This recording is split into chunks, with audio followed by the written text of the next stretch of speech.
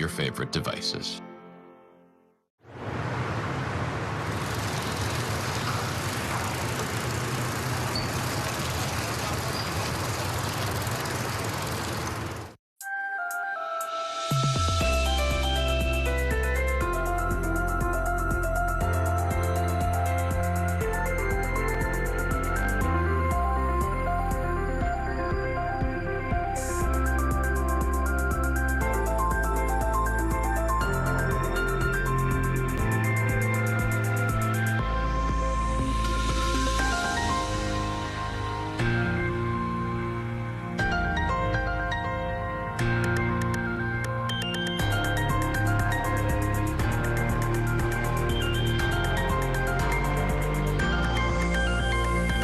It's 1 o'clock. 1-800-GOT-JUNK for home or office. We make junk disappear.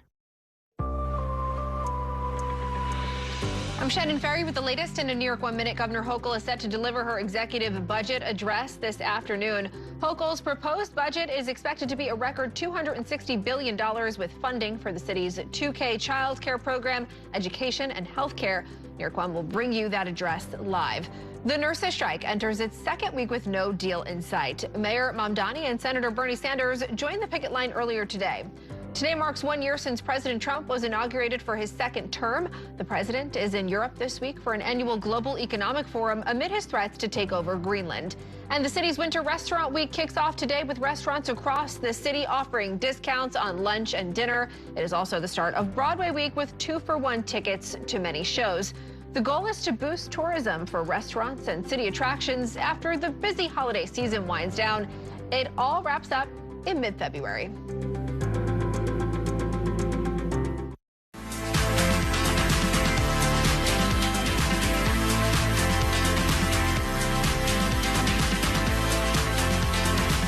Just about 1:01 on this Tuesday, January the 20th. Welcome back to News All Day. I'm Shannon Ferry. Thank you for joining us on this Tuesday. Lots of news to get to. But before your top stories, a check of the forecast.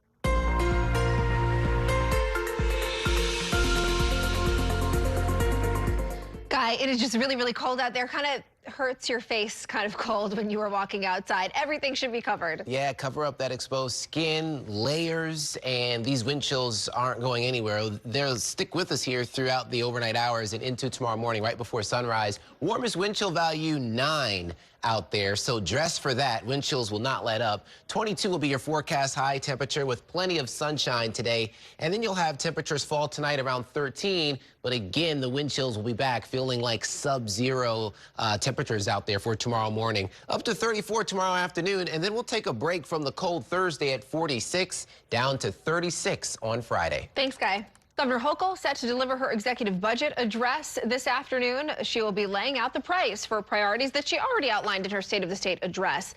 The governor's proposed budget is expected to be a record $260 billion. Last year's budget was around $254 billion. And among the allocations, $1 billion for the 2K City Child Care Program, $39 billion for education, and $38 billion for health care. I want to bring in our State House reporter, Bernadette Hogan. She is in Albany covering the governor's address. Bern, great to see you as always. Hochul says that the increased spending is necessary to offset the burden of funding cuts from the federal government. She mentioned President Trump a lot during her State of the State address. Do you expect her to mention the president again during today's budget address? It's likely, Shannon. The governor will talk about how the threats of federal funding cuts has really been on the minds of not just state but also city budget hawks. And the governor has already started putting money away in the event that additional cuts start to unfold. Already we know that a couple $1 million will be cut from the Medicaid budget, and people's insurance will be affected within the months and weeks, or years rather, to come. The big question, Shannon, is as the governor lays out her budget address, the spending plan for the next fiscal year, 2026-2027, will there have to be any other opportunities to reopen that financial plan?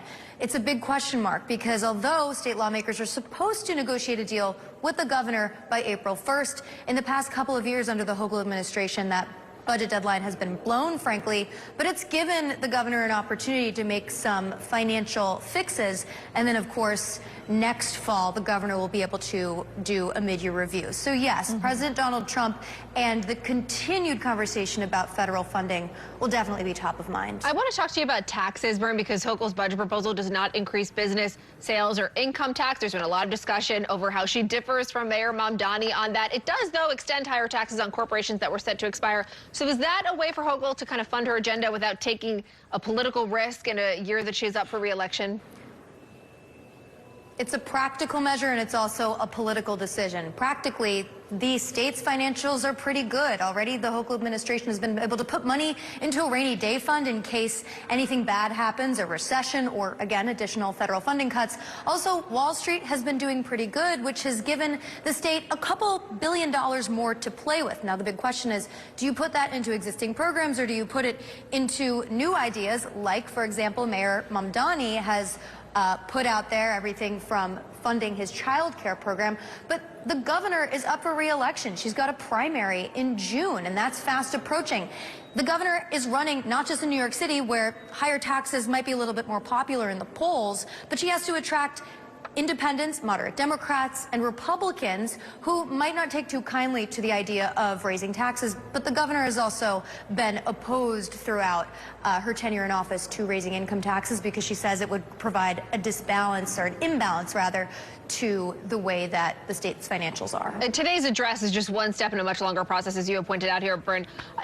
Which of her proposals do you think is going to face the most pushback, which won't? Again, we named some of them off the top, but childcare, do you think that signature headline is going to face any roadblocks?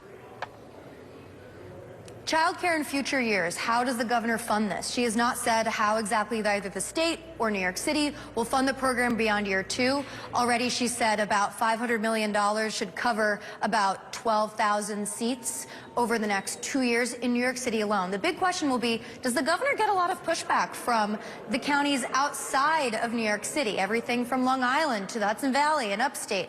Will they think that they are being left behind because the governor is focusing too much on New York City's agenda? That will be a big question.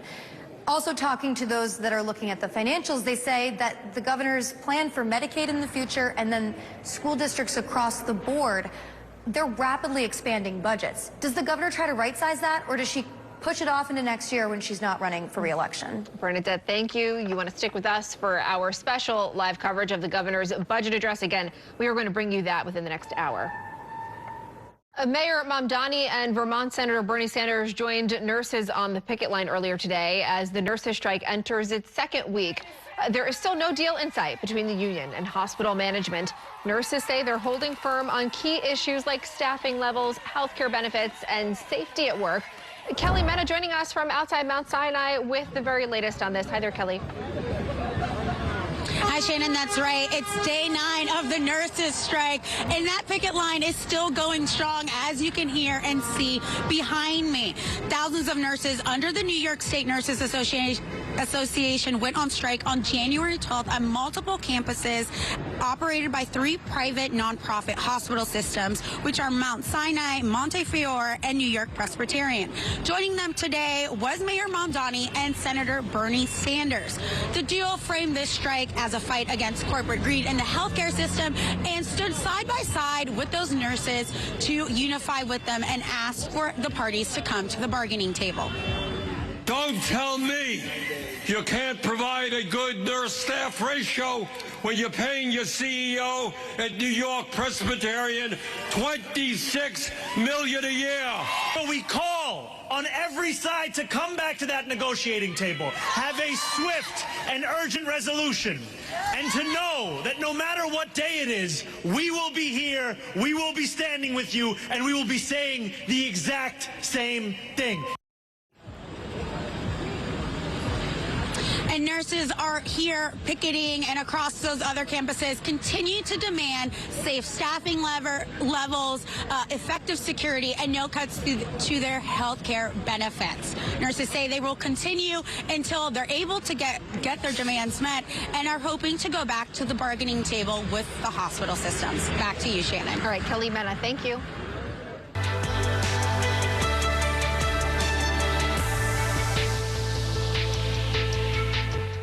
Governor Hochul delivering her executive budget address. We are going to bring you there now live to listen in. From today. So thank you, Brian, for leading a great team, but also two new members, our Director of State Operations, Jackie Bray.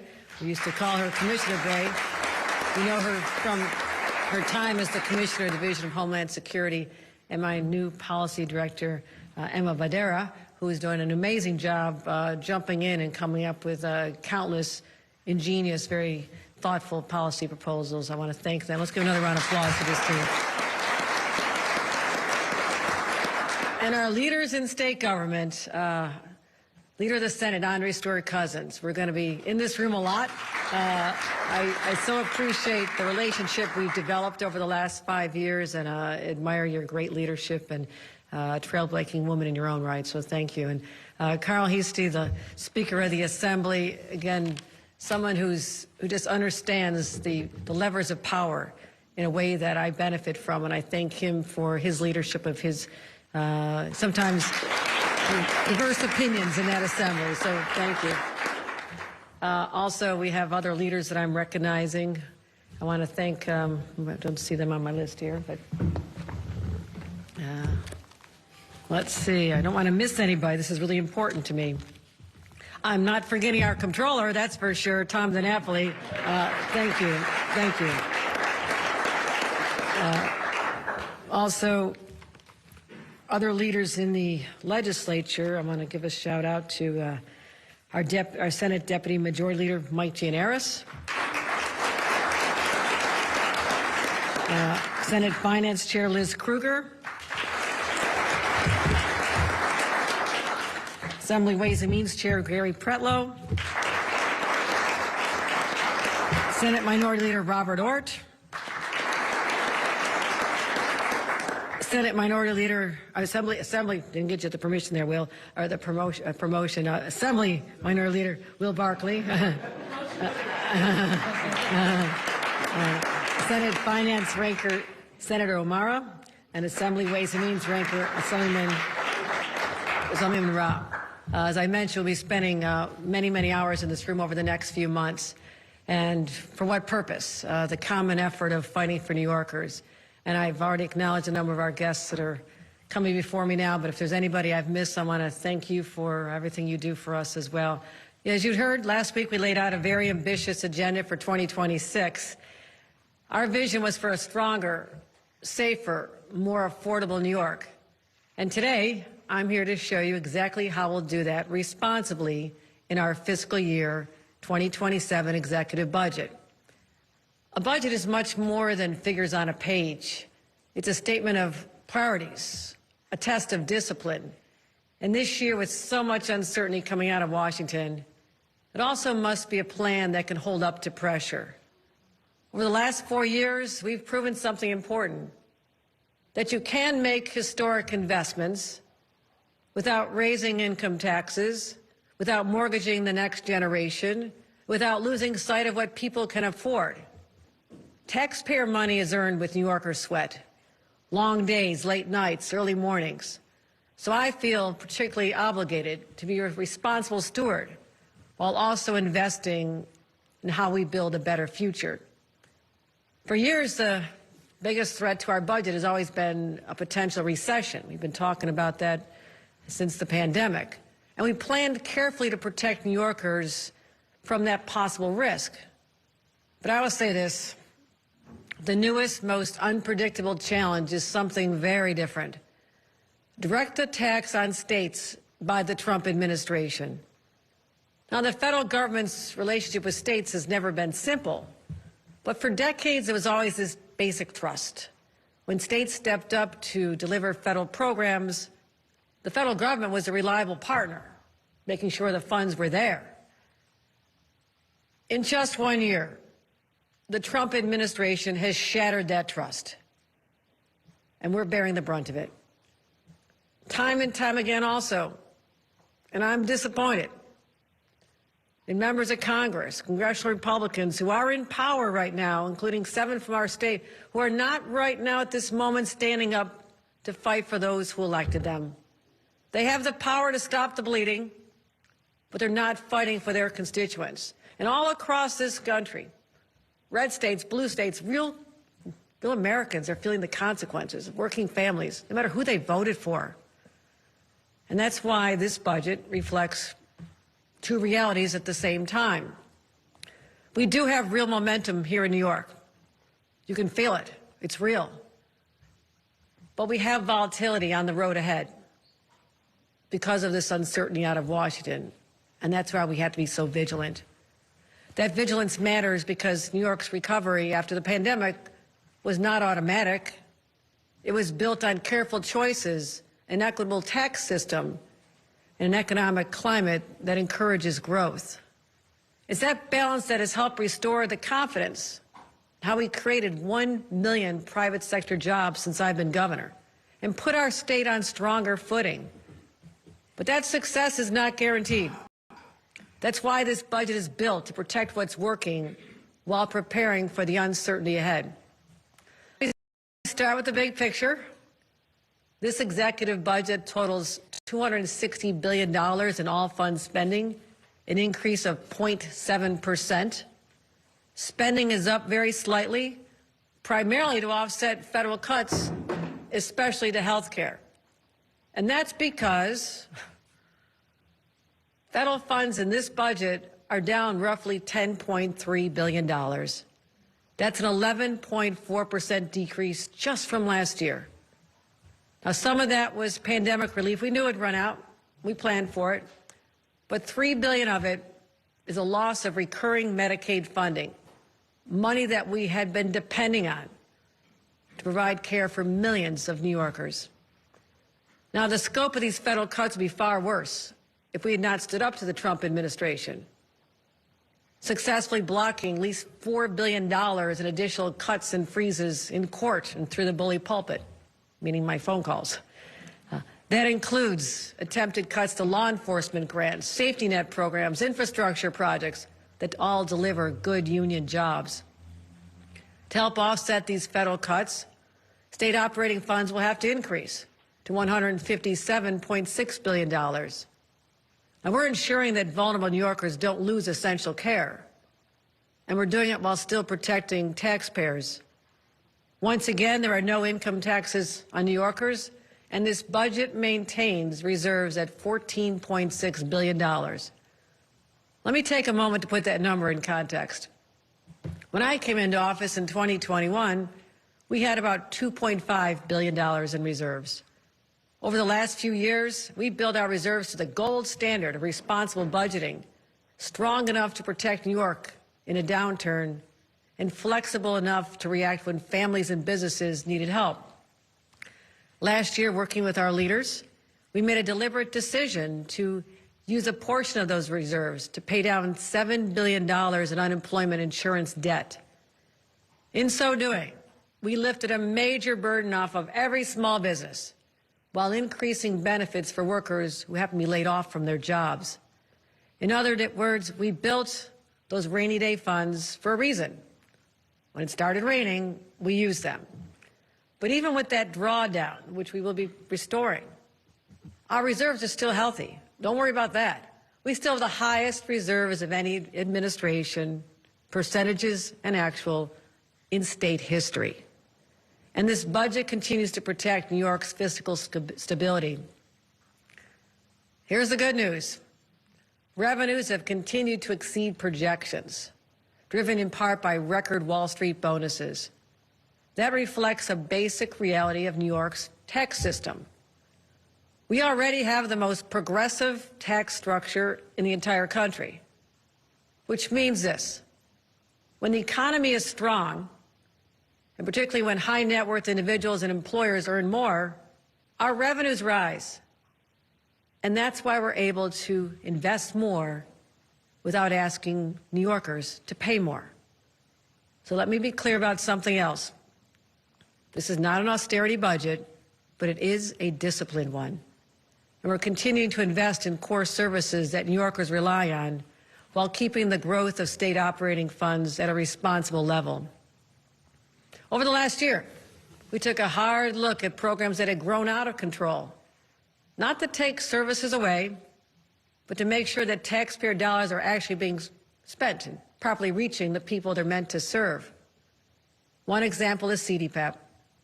It's a program that provides critical care for many vulnerable New Yorkers. But it was created with absolutely no oversight. Its growth was exponential, driven by lax rules and, in some cases, even fraud.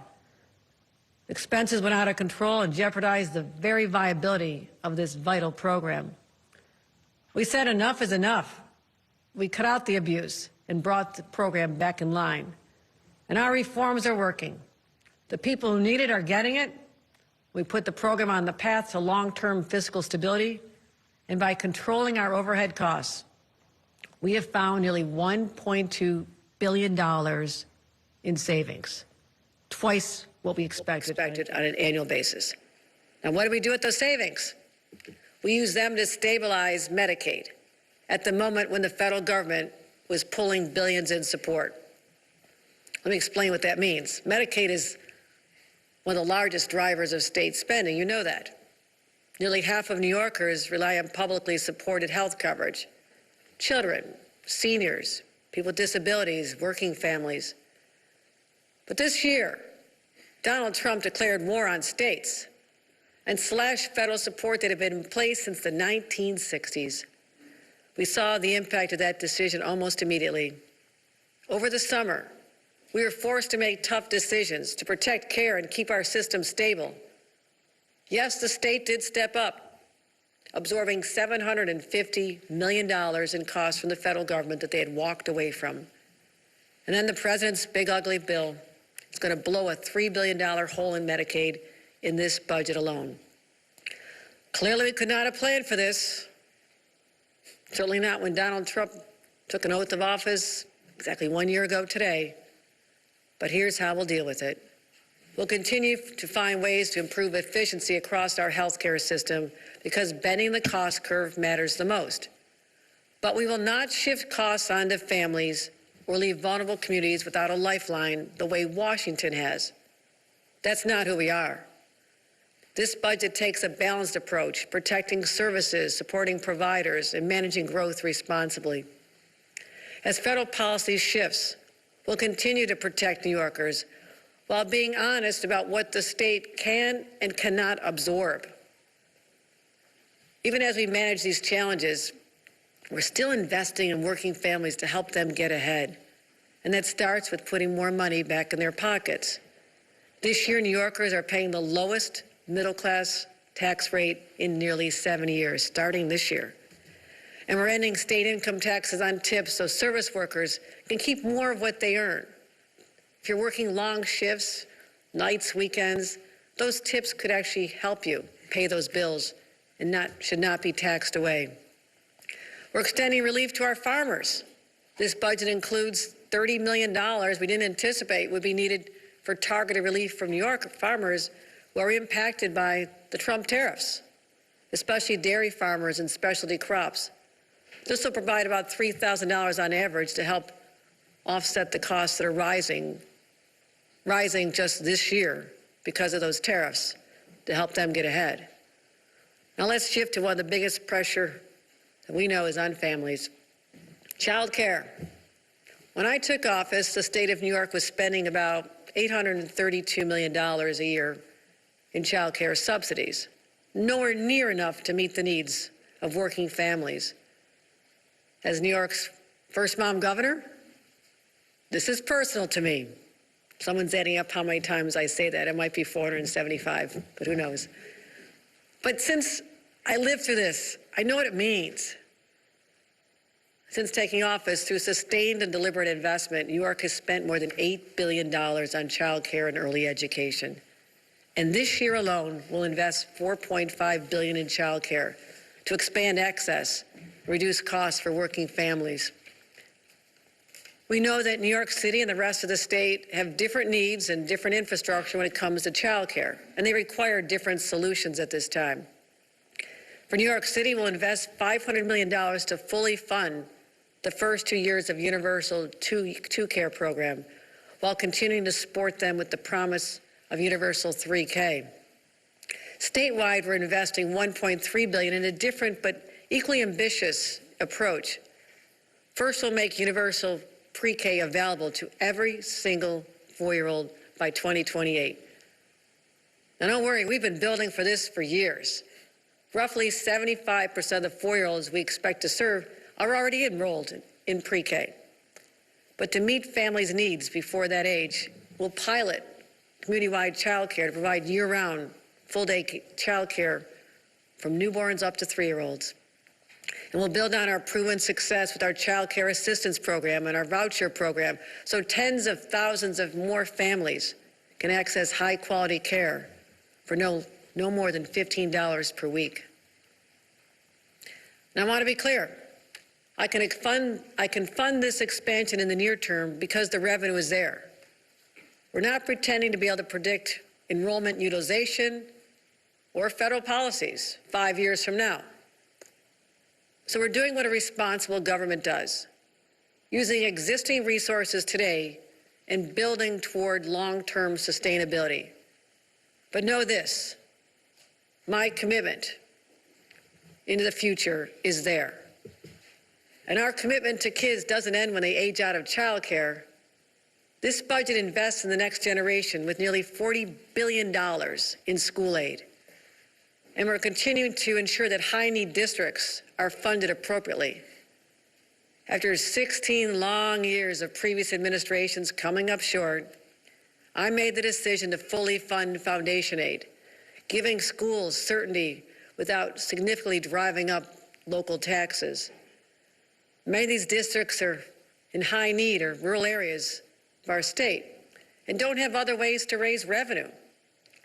That's why we're once again increasing foundation aid on top of the amount schools receive under the existing formula. Now, I want to be clear about something. Funding alone does not guarantee outcomes. That's why we've paired historic investments with common sense reforms and changes. Something as simple as getting cell phones out of classrooms so kids start paying attention to teachers and learning again. You can applaud that. That's one of the best things we've ever done. John King. We're also returned to back to basics learning, how we teach our kids how to read. And this year we'll expand that approach to math next year. I want better outcomes. And remember our universal school meals program that we launched last year? It was so popular that demand exceeded our expectations. And I'm really proud of this, working with the legislature. So we're expanding access with a $395 million investment for year 2. That's $50 million more than we did last year, because we know the demand is there, because no child should ever have to worry about where their next meal is coming from, full stop. We're also protecting affordability at SUNY and CUNY. And I saw the power of a college education to the incredible opportunities it unlocked for my own family. And that's why I want that available for anyone. And that's another reason why this budget continues a tuition freeze and provides campuses with an additional $90 million in operating support so they don't have to raise costs on students and families. And we're so proud of our free community college program. It's already helping adult learners get new skills for good-paying jobs. But to build on that success, we're increasing our funding from $47 million to nearly $60 million so we can expand to new high-demand fields. Also updating our eligibility requirements so New Yorkers who already have a degree in another field can retrain as nurses and help our workforce meet their demands faster. New Yorkers deserve a high-quality education just as they deserve a safe and affordable place to call home. While we've made real progress, my commitment to tackling New York's housing crisis is as strong as ever. We're now in year 5 of our $25 billion housing plan. And I'm happy to report we're in the home stretch. And we'll meet our goal of 100,000 homes new or preserved when we conclude this next year. But I want to build on that success now and not wait till next year. That's why our 5-year plan, before it concludes, I want to invest $250 million for affordable housing to keep projects moving and further expand supply. And we'll provide $100 million for Move in New York, helping families move into high-quality factory-built starter homes built quickly at about half the cost of traditional housing. We're also investing $50 million in our Resilient and Ready program to protect housing from extreme weather and flooding, as we see so often in our rural areas. An additional $25 million for our homeless housing and assistance program, bringing our total investment to $153 million so we can keep supporting our most vulnerable neighbors.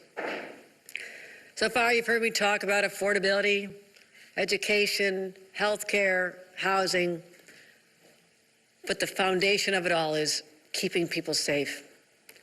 We've made record investments in crime-fighting strategies that work, over $3 billion, and the results are real.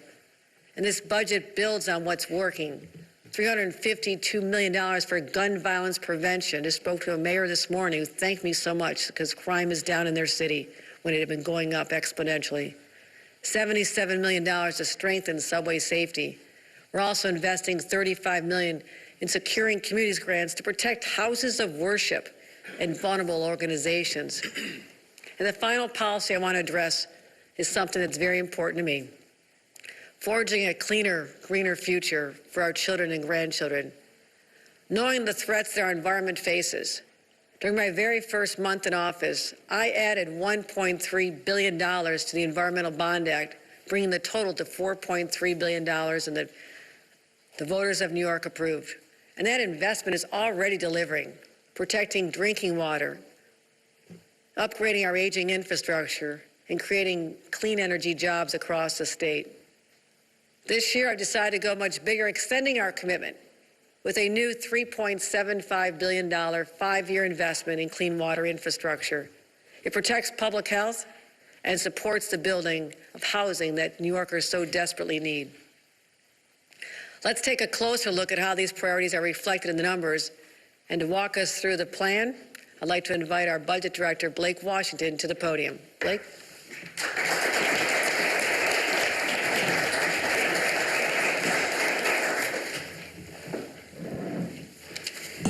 Well, thank you, Governor, for giving this wonderful privilege to serve the people of the state of New York, to work alongside these wonderful professionals down in the Division of Budget. We have 300 wonderful, dedicated people that give their life to this, working alongside the senior staff, the most brilliant team you have in the state government, but also to our leaders in the legislature and to the controller himself.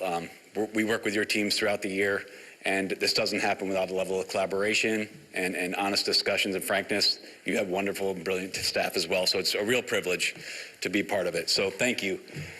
So we'll get down to business with the executive budget overview. As the governor mentioned, all fund spending total in the budget stands at $260 billion, a 0.7% increase. All funds spending in the budget includes state operating funds, federal funds, and capital funding. And also previously mentioned by the governor, state operating funds are up 5.7% to a total of $157.6 billion year over year. The governor's put forward an executive budget that prioritizes making New York State safer and more affordable for individuals and families, and does so without relying on taxes increases, gimmicks, and instead relies on existing revenue streams that are strong to fund new initiatives. As the governor first talked about in the State of State last year, this budget builds off the governor's record of investments in child care, and it brings us one step closer to achieving universality in every corner of the state. And along those lines, the governor continues to be a strong champion for public and non-public schools, providing the highest amount of funding for both in New York State's history, respectively. We have several initiatives in this year's budget that are designed to enhance the governor's affordability agenda. It's not just the governor's agenda, it's also the agenda of the legislature of reaching affordability for every person in every part of the state.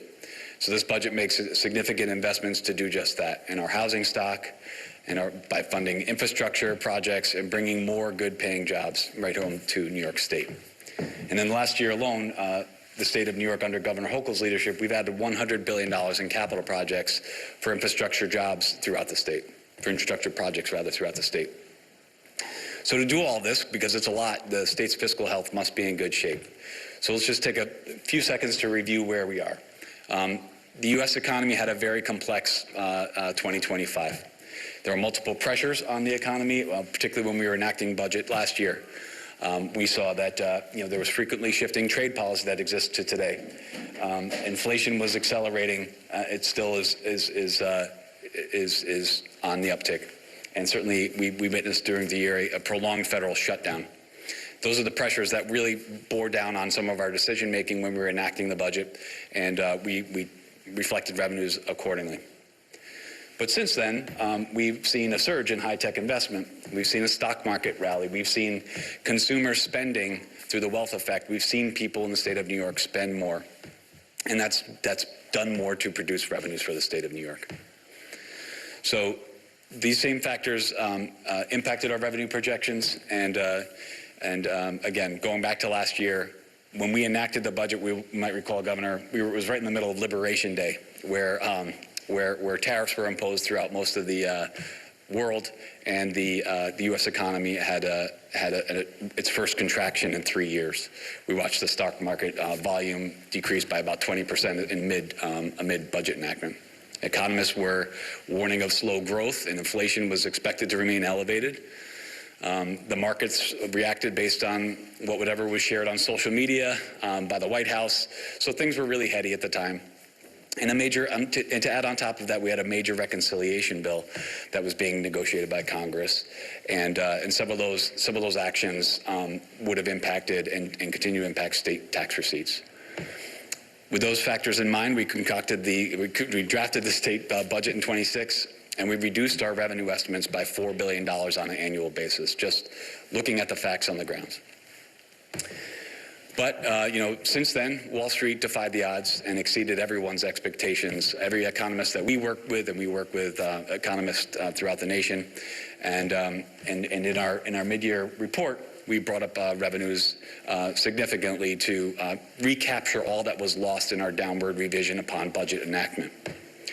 So we revised revenues upwards in the mid-year update, and then moving forward into the upcoming fiscal year, we revised revenues again. So not only did we return to base in the mid-year, but we're exceeding the base by an additional $3.8 billion in the current fiscal year 26, the one ending in March, and then an additional $5.7 billion projected for the upcoming fiscal year. And this is all due to the strength of Wall Street, coupled with the state's already progressive tax code. And these revisions have increased, again, as I said before, over the executive budget projections.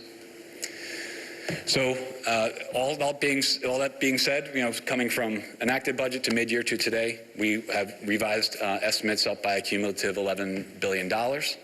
And this gives the state of New York a good amount of cash on hand, not only to pull down the budget gaps, which you'll see in our report that comes out later today, but also to pledge significant resources to the things that New Yorkers care about and the things that the governor has talked about just last week in the State of the State.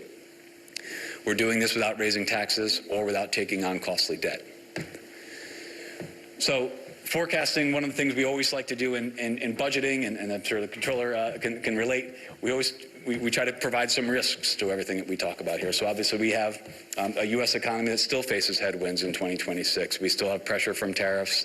We have trade policy writ large that weighs heavily. We have the markets, the equity markets in general are inherently volatile. We watch those like a hawk, and we tailor our expectations accordingly. We expect GDP growth to moderate throughout the year.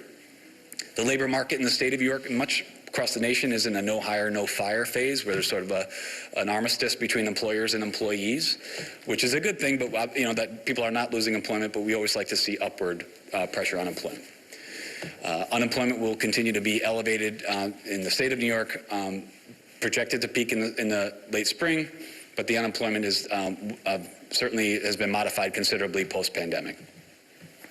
Inflation should continue to rise above the federal target, which we know is 2%. And in return, we think that we're projecting, the vision budget is projecting that the feds won't make another decision on interest rates until later this summer. And if they do, that would spur, of course, consumer spending, and it would also lower borrowing costs for consumers in the state of New York. So as the governor previously mentioned, state reserves, our primary reserves rest at $14.6 billion. And of that, we're on track by the end of fiscal year 2028 to have $10 billion of that 14.6 in the rainy day fund.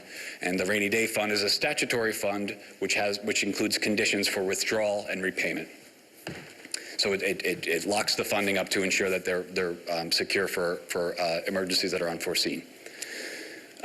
We project a $2.4 billion current law surplus in the current year, which we're using to pay down future debt and to support child care investments that the governor outlined just last week. We continue to show credit rating agencies that New York State is on a sound fiscal footing. Our debt outstanding has grown at a modest rate over the past decade, and it's below the rate of inflation, something we're very proud of. That's how we're able to offer $100 billion in capital appropriations over the last 4 years. The state's out-year budget gaps remain manageable. In our position, we look at these and we know that through scrutiny on expenditures and by always looking at how we're spending money in the state of New York, we can meet the challenge of 2028. But as these gaps, as you see before us today, 2030 is the first time you're seeing the 2030 gap under our financial plan construct. But the way, if you were to look at our mid-year report, the difference between these gaps in their mid-year report is primarily related to higher than expected revenues and finding efficiencies within state agencies. The governor tasked the Division of Budget in all our agencies post enactment of H.R. 1 to really take a close look about what we're spending resources on. Before we ask New Yorkers for another dime, are we using all of the taxpayer dollars that we have to the greatest possible effect in the most responsible manner? The agencies have responded in kind. We saved roughly $400 million in the current year on that action alone, which we're carrying into the future. Due to our revenue revisions, out-year gaps have been lowered by $4 billion annually, and we're taking some of that current law surplus and paying off some of the 2030 gap that you see before you today. So Governor Hochul, as we talked about before, as you mentioned before, prioritized reserves upon taking office. Here's the trajectory of where we were and where we are. And you, as the governor alluded to earlier, the difference between 25 and 26 data is a deposit to the Unemployment Insurance Trust Fund. So when the governor took office, again, levels were fairly pedestrian, very underfunded, but since that time, the governor has invested heavily to make sure that we put the state on firm financial footing. I mentioned earlier how we're going to pledge more and more, an increasing level to the rainy day fund. Looking at our, moving to the next slide, just looking at some of the major cost drivers that the governor articulated earlier, Medicaid and school aid comprise the majority of spending growth in the budget, well over 60%. On the slide behind me, the 11.4% in Medicaid is related to bringing on new spending related to the MCO tax that we authorized in last year's budget. It also relates to investing in nursing homes and in hospitals at a rate that a new investment in nursing homes and hospitals to combat some of the federal volatility, some of the uncompensated care that we're going to start to see over the next year. It also relates to increased costs for prescription drugs and enrollment in demographic changes, enrollment in managed long-term care. School aid continues to increase as the governor continues to fully fund foundation aid. For the first time in history over the last handful of years, we've accomplished that. The governor holds the line. The three primary drivers in state operations spending, which going up 5.7%, relates to our investments in child care, school aid, and Medicaid. That doesn't mean state operations of operating agencies. That means of overall spending, non-federal spending. We're up 5.7%. As the governor mentioned earlier, the federal receipts will decrease by approximately 11.4%, primarily related to H.R. 1, the Essential Plan actions and revisions to the Essential Plan, but it's also related to the expiration of pandemic-era aid and some FEMA aid as well, things that we things that we were aware of, we plan for in the state financial plan. On this item on spending growth, one thing on Medicaid that you see is, as the governor articulated earlier, is we're able to shore up some of these, we're able to provide this increase in Medicaid because we used savings from the CDPAP program to reinvest into the program for the people that need it most.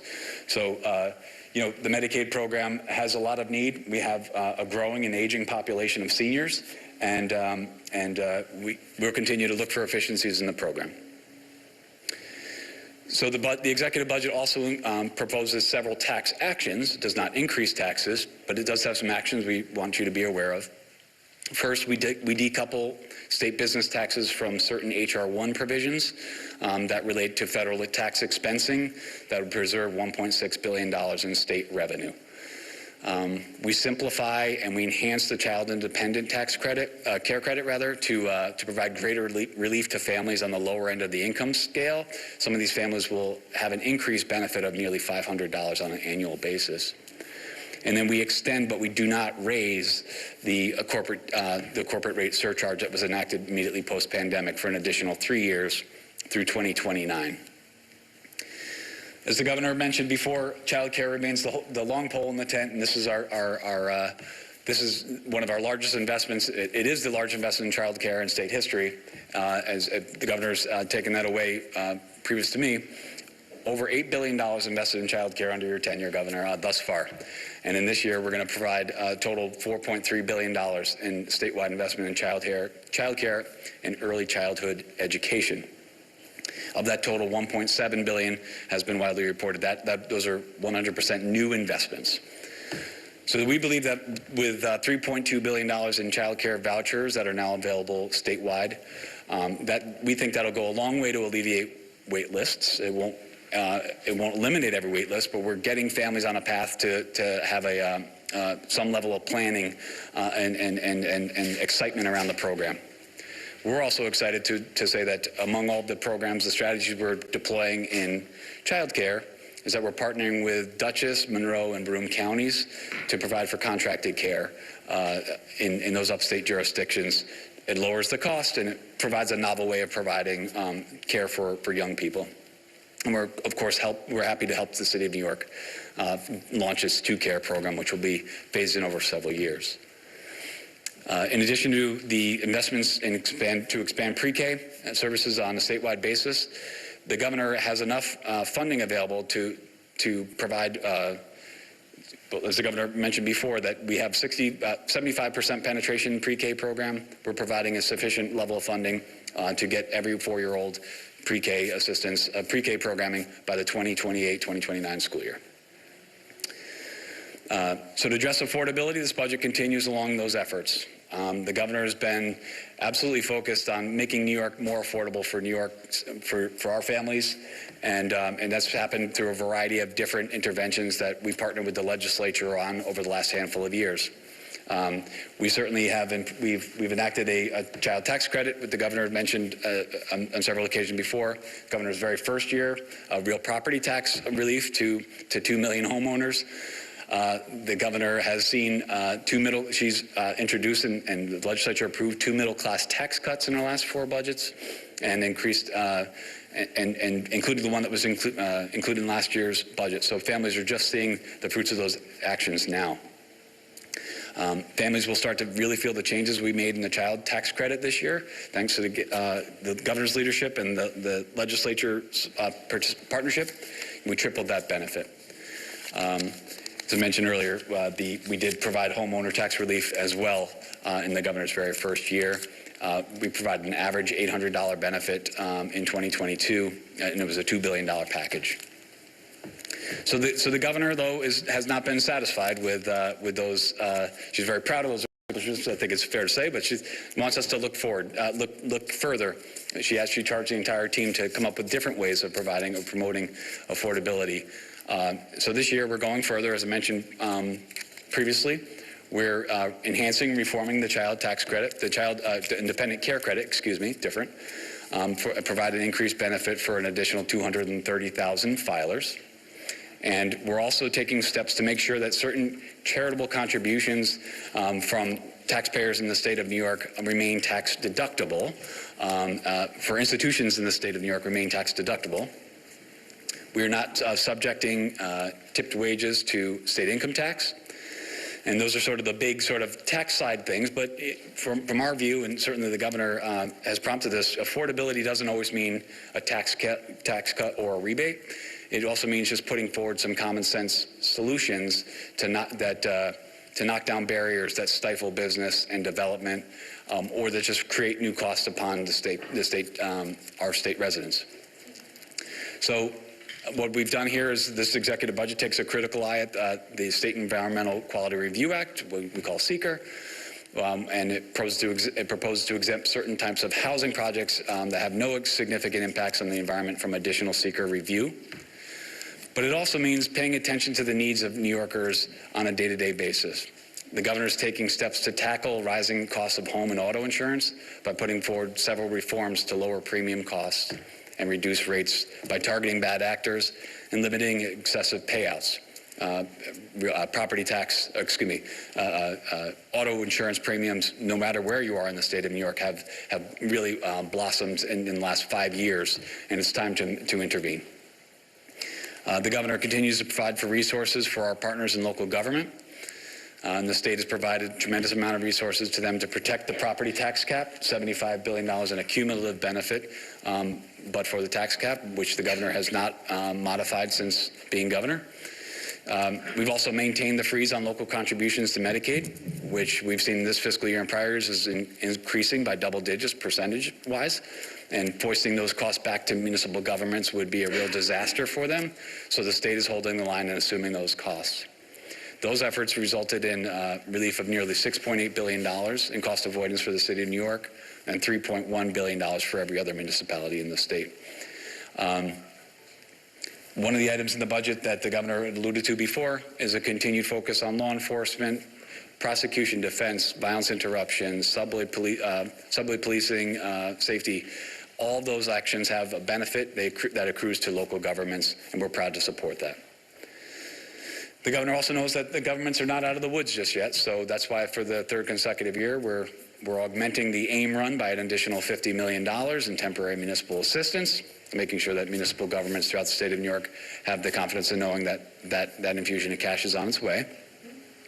And we're making sure that all corners of the state of New York are taken care of with investments from the tip of Long Island to the Adirondacks to my home county of Sullivan and everywhere in between.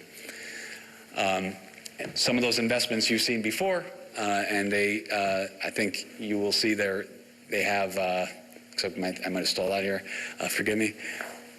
So some of the investments you've seen before, leading the pack, $100 billion in Micron, $1 billion here in Albany for New York creates for the wafer chip fab, and then all sorts of other investments, ending with Empire AI, all of which have a statewide impact, and we're excited to continue to support those items.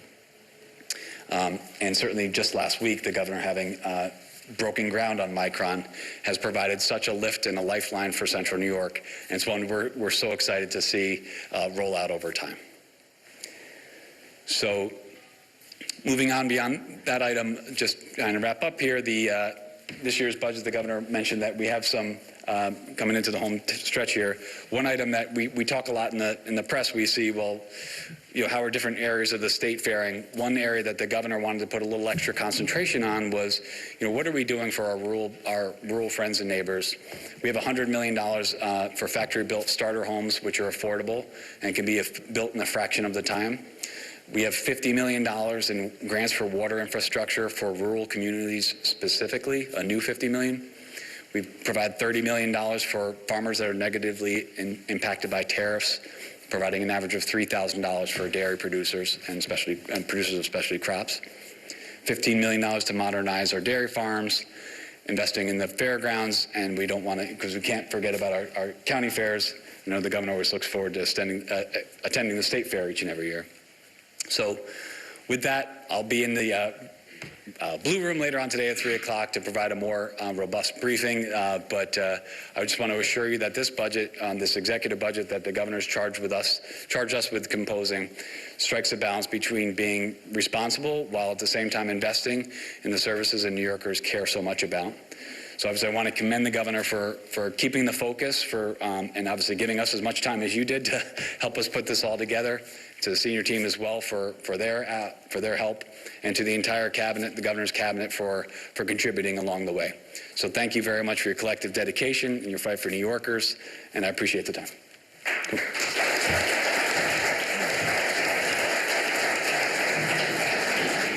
Thank you very much, Blake. As we're concluding I need to underscore something Blake just talked about. New York State is receiving over $17 billion in revenue over the next 2 years that exceeds our earlier projections. That's extraordinary, extraordinary. That's $17 billion from high-income earners, from record Wall Street bonuses, and from an economy that's booming again. That's money we can use to protect New Yorkers from federal dysfunction and to fund our bold agenda in the year ahead. And allows us to keep reserves strong, which is important for our ratings, which affects the cost of borrowing to fund our transformational projects, whether it's MTA or our housing projects.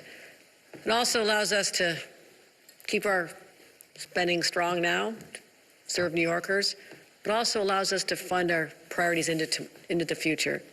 And that's why for the last 5 years, I've focused on a pro-growth agenda that keeps New York competitive.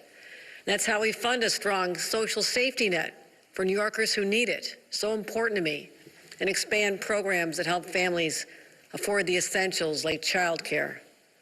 Looking at this budget as a whole, you can see that it reflects discipline, momentum, and ambition, and a readiness for a more uncertain world. In my State of the State, I said we had built the boat to withstand the storm. We're not assuming calm seas ahead. We're steadying the course to navigate whatever comes next. We're making careful choices using our resources responsibly, because protecting your family and protecting your future is my fight, and this budget is how we get it done. Thank you.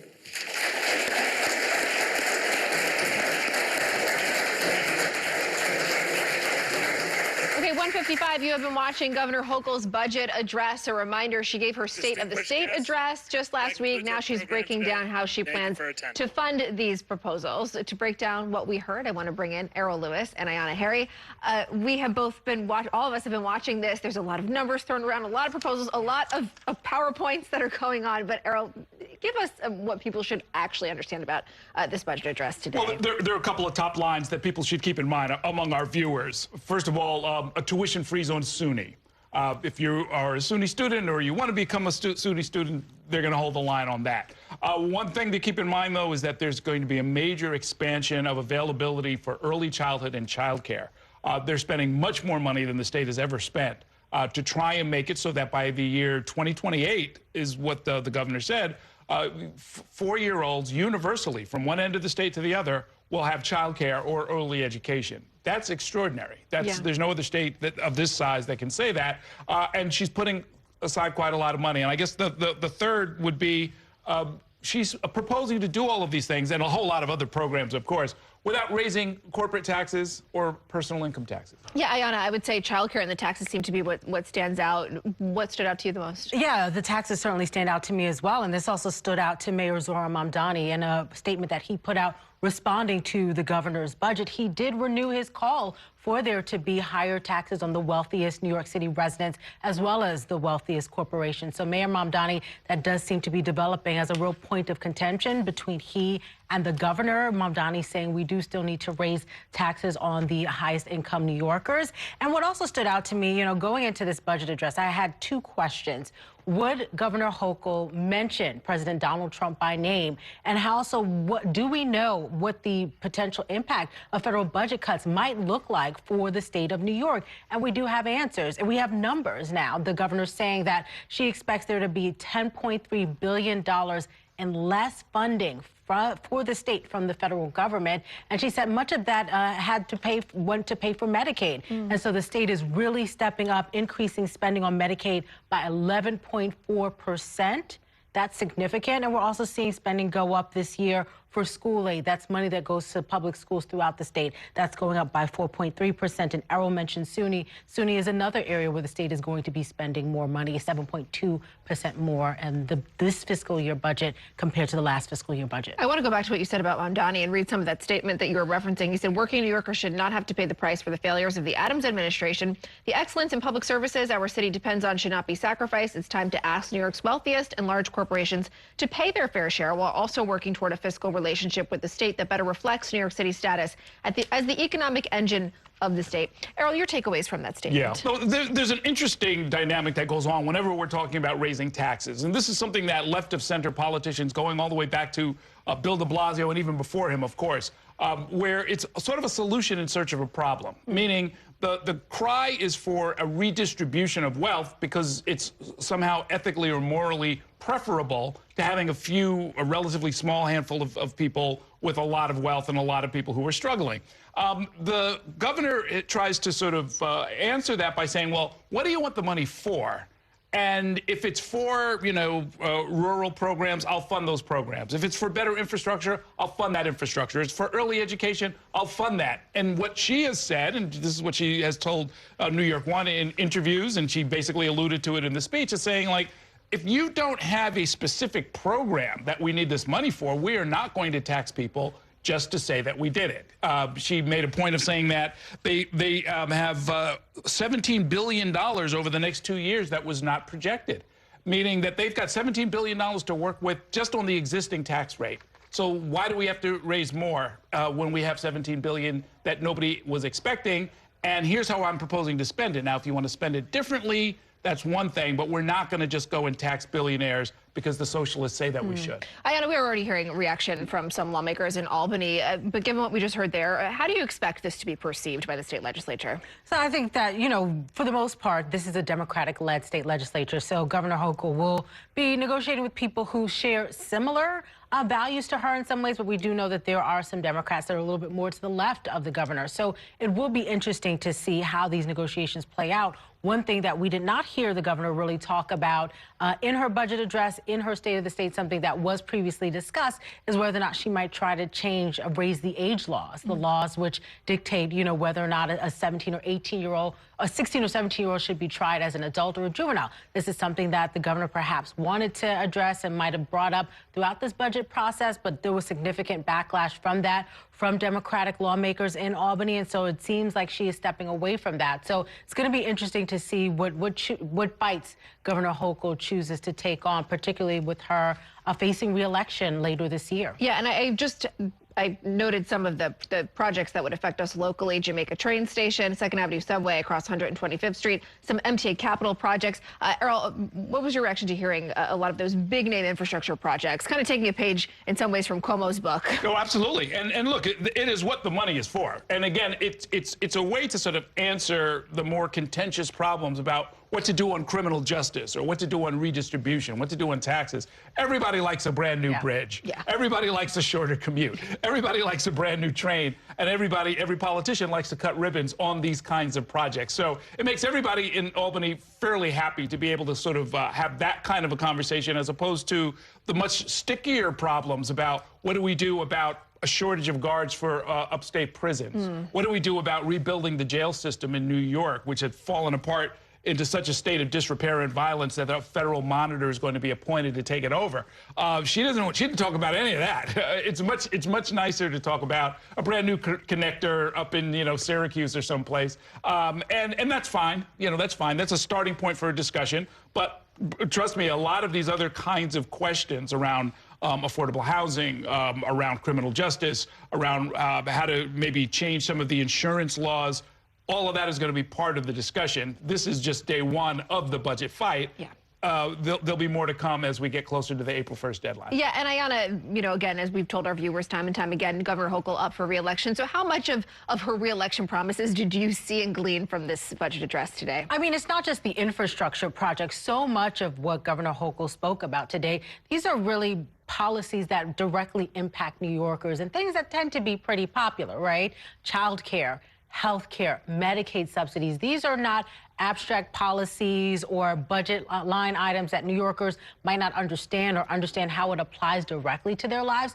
People can really put a hold and a grasp on some of the projects that she's talking about today and see a potential for a real benefit in their lives if they're going to be spending thousands of dollars less on childcare, if they're not going to have to navigate through a mess at Jamaica Station to try and go from the subway to Long Island Railroad. That's going to be a big difference for people. And those are things that I'm sure Governor Hochul and her team are hoping will voters will remember in the Democratic primary and then again in November when she's facing a Republican. Yeah, Earl, it seems like they really do believe that child care will be a signature issue when people go to vote in the governor's race. Oh, absolutely. Every which way you look at it, it's a winning proposition because they're proposing to do it not on a means-tested basis, but by making it universal, meaning you can be a middle-class, suburban Republican voter, and they're going to still put money in your pocket if they make this a universal program.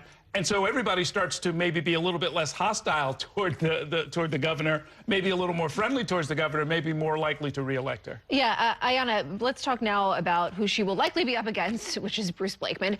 What do you think the differences are going to be highlighted in that race? Again, you kind of listen to her speech here. I wouldn't even know if she's a Democrat or Republican necessarily. I mean, a lot of these policies, they are meant to be, I would guess, broad policies, like Earl said, to appeal to a wide base. Yeah, I would really point to the very beginning of the governor's address today, where she called out President Donald Trump directly, saying his actions are harming states like New York. She also called out Republican Congress members in New York State, saying you are not doing enough to fight for your constituents. So Governor Hochul has made it clear that she has no problem being vocal in calling out the president and the ways in which she believes he is harming New York State. Bruce Blakeman has taken a completely different approach. He is an ally of President Donald Trump, even perhaps a friend. He's gone down to Mar-a-Lago, to Florida, to connect with President Trump. And so I do think that that's one of the big differences that we're going to hear between the two is the tone that they take on the president. Yeah, Earl, what are you looking for in this race as it gets closer? Well, it's going to be a real fight. Much of politics is going to be a referendum on Donald Trump and his policies. Which ones really hit and stick, that's going to sort of vary. And what we'll see, I think, is the first fight will be over healthcare subsidies. There are a lot of foreign policy actions that are going on and immigration raids, the deportation campaign, that I think are also going to continue to be a flashpoint. We see what's going on in Minneapolis and in Minnesota. If any hint of that comes into New York State, that will be a very big source of contention and a very big headline for the rest of the year. And I want our viewers to understand, again, we had this about an hour-long budget. We heard from the budget director giving that speech as well. What happens next? April 1st is the deadline. They don't always hit that deadline. It is April 1st, right? Yes. Yeah. Well, now the legislature it takes this budget. This is the preliminary budget. The legislature will take it and they will have hearings, and they're going to have a lot of hearings over the next few months. The lobbyists are on the train on their way to Albany as we speak. They're going to be fighting to stop things from happening or to make things happen. The cities themselves, including New York City, are going to be up there with their wish list. So they'll be part of these hearings, too. And there'll be a great big fight over all of this, over moving one number this way or that way, moving one policy proposal this way or that way, doubling this, tripling that. Sometime we'll get closer to a final budget as we get into March. But in between, there's going to be a lot of discussion, and we're going to be reporting on all of it. And we are waiting to hear from the governor. She is going to be taking some questions as we continue to wait for this. Errol and Ayanna are going to stand by, and I think we are going to take, are we going to take a quick break, or are we waiting for the governor still? We are going to wait for the governor still. Okay, we are waiting for the governor, still unclear. You know, you always get a little rough time sense of when she might be coming out. We think it's going to be within the next couple of minutes. What do you expect reporters to be asking and following up about here, Ayanna? Yeah, how do you make it all work? Yeah. You know, this all sounds great on paper. How do you, now spend some time speaking with your partners in the government, speaking with local cities and towns all across the state and make this a reality? I think that's part of what reporters are going to be looking at. And then also, she talks about $10.3 billion in federal budget cuts. Are you sure that that's really going to be the number? There seems like there has been so much uncertainty, and it feels almost as if every week there is a new threat from Washington to withhold money from states. So, is this budget based on firm, solid numbers, or could there still be more wiggle room? Could there still be more funding that's cut from the federal government? And if that happens, then what happens to the budget and the numbers that you've put out today? All right, we will be watching. Again, just about 2:07, we are waiting to hear from Governor Hochul. When we get that, we are going to bring that to you live.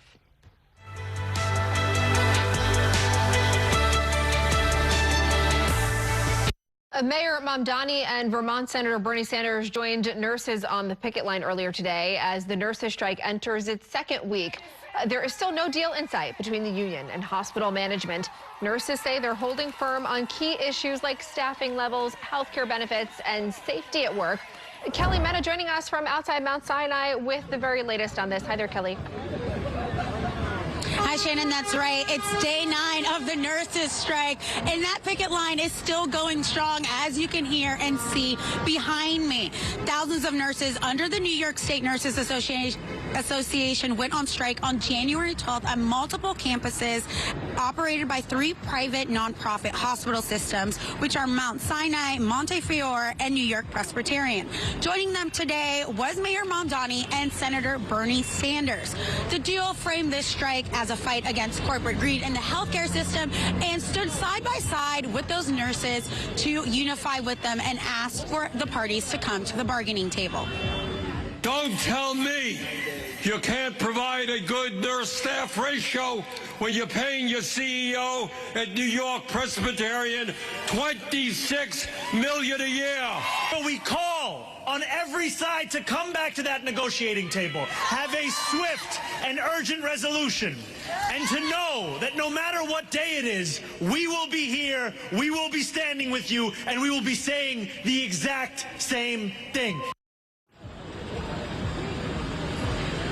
And nurses are here picketing and across those other campuses continue to demand safe staffing levels, effective security, and no cuts to their health care benefits. Nurses say they will continue until they're able to get their demands met and are hoping to go back to the bargaining table with the hospital systems. Back to you, Shannon. All right, Kelly Mena, thank you. Mayor Mamdani says he's reviving a Bronx supportive housing project for former inmates. He says that the 83-unit housing project on the campus of Jacobi Medical Center will proceed as planned. The Just Home project was stalled in the fall over objections from then local councilwoman Christy Marmorato and the Adams administration. Critics cited safety concerns and had hoped to move the project to a different location. I know that we have walked a long, hard, contentious path to arrive where we are today. And my sincere belief is that soon, Just Home will be seen as clear evidence of New York's commitment to a new era where every one of our neighbors, even those who have made mistakes in their past, is entitled to dignity and safety. This includes medical services for former inmates. The project is expected to be complete by 2030. Time for another check of the forecast. It is sunny and cold out there today. It's going to feel like the single digits all day. Tomorrow morning, it could fall to below 0 wind chills. More cold air over the weekend with snow chances. Today marks 1 year since Donald Trump returned to the Oval Office. And after the break, we have an expert joining us for some analysis on his first year back. We'll be right back.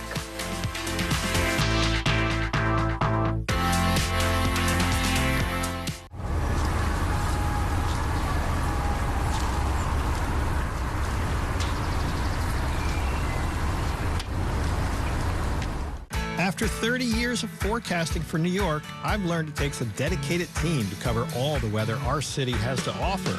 As chief meteorologist at New York One, I'm honored to be able to help New Yorkers plan their day. Morning, noon, or night, our team is here to bring you accurate forecasts you can count on, from severe weather updates to our weather on the ones. Watch the New York One weather experts with your weather on the ones on your TV and on the go with the Spectrum News app. Spectrum TV, isn't that only live TV? No, it's only all my favorite streaming apps with live TV. Okay. It's only all included at no extra cost, and that's the magic of math. Will this be on the test? Sure, why not? It's only one simple payment for all our TV. We gotta simplify and win. Winning is equally important. If not, more so. Yeah! Only Spectrum TV, fixed TV. I'm Sandra, this is Jorge, and we were adopted in 2019. I remember when they first came to us, Michael was already a teenager. The whole cliche of, they're so lucky to have you guys, and it's the other way around. They have changed our family for the better. They chose to love us. They didn't have to. They chose us. Family. Learn about adopting a teen from foster care. You can't imagine the reward. Visit adoptuskids.org. My father was a New York City firefighter. My mission, like his, is to serve New Yorkers in a city that doesn't stop when the sun goes down. Being with New York One since the beginning, I'm now honored to join you even earlier each weeknight. Starting at 8 with New York Tonight, we'll explore the latest news developments, followed by New York One at 10 to wrap up your day. So join me each weeknight starting at 8 right here on New York One.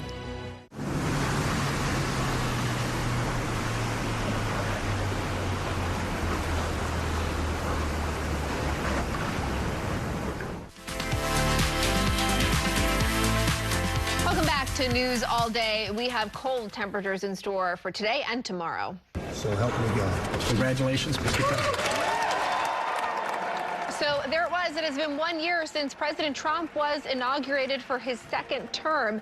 Trump signed an unprecedented number of executive orders on his first day back in office. Many of them were to reverse policies from the Biden administration.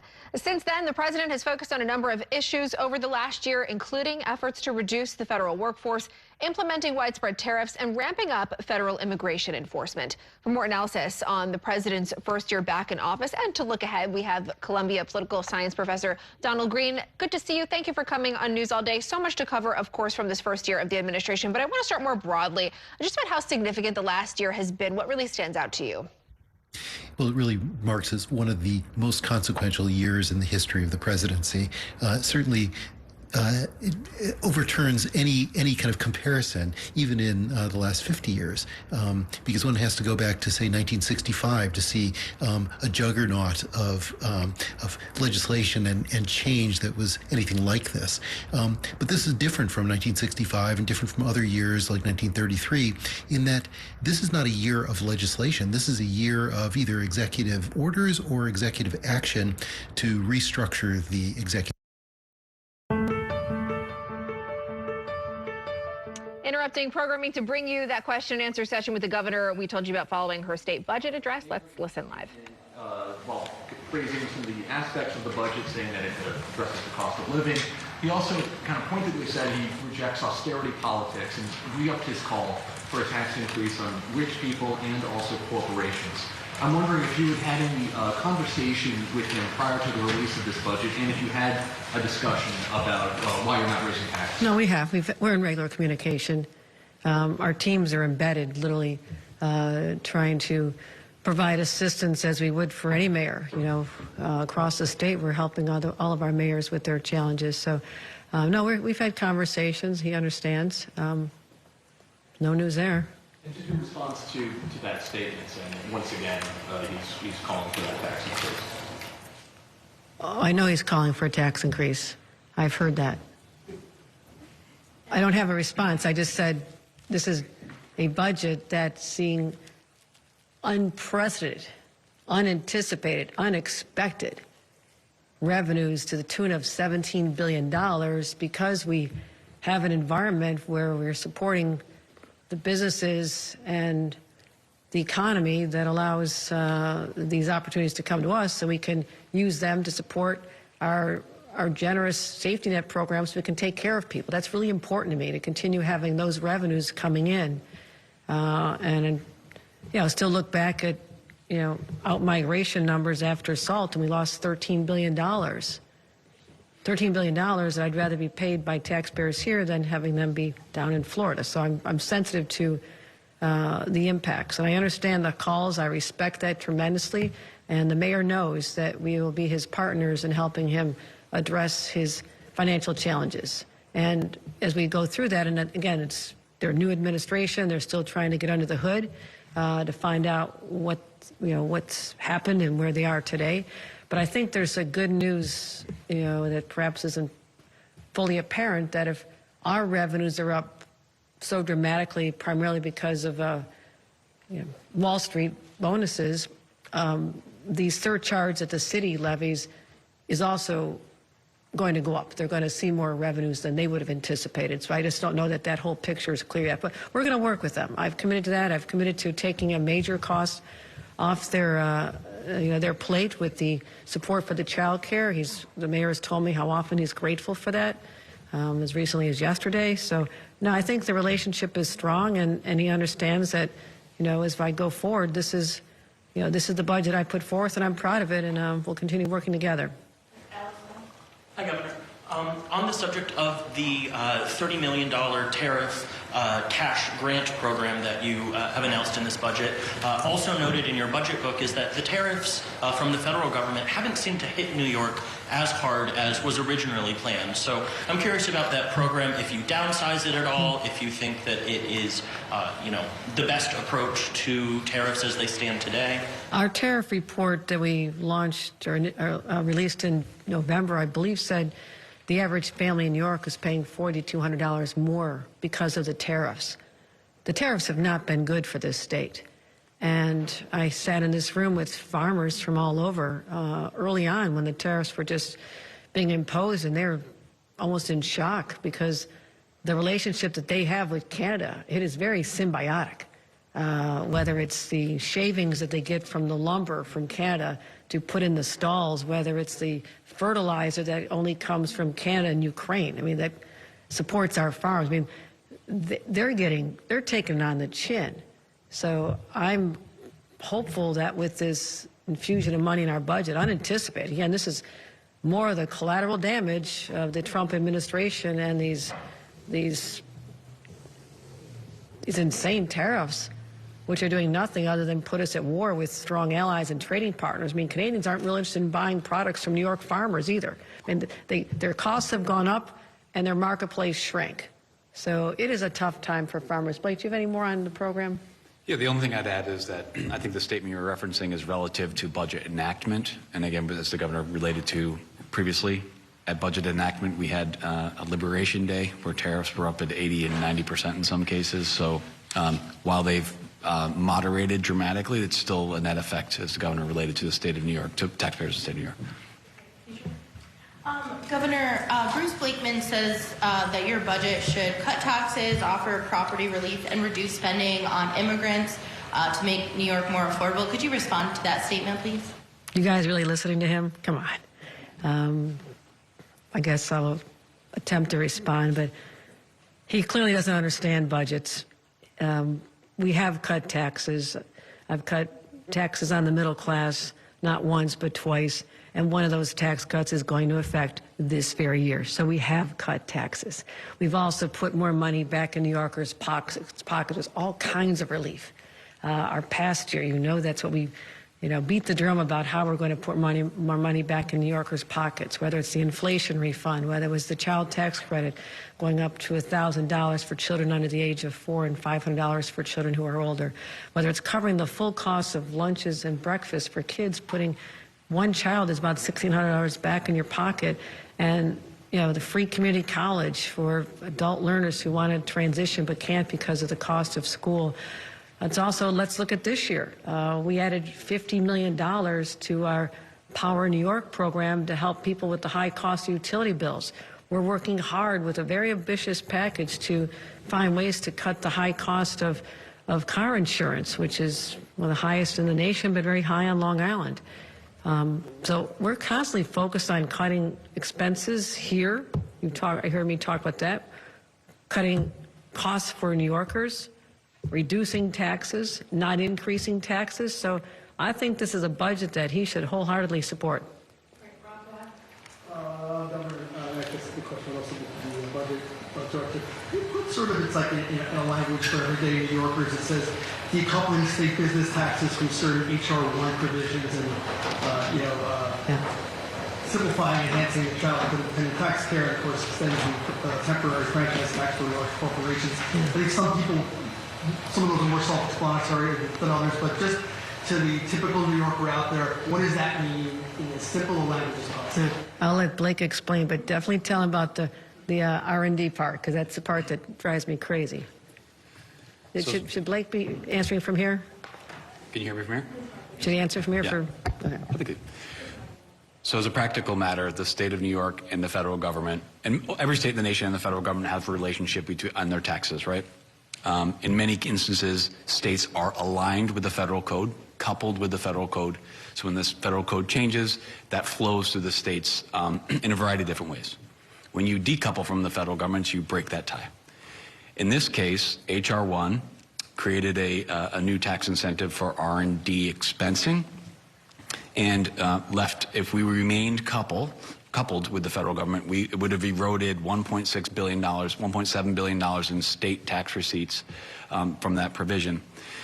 One of the reasons there's two reasons why we're decoupling. One, because it's a humongous fiscal to the state, but two, it's widely inequitable.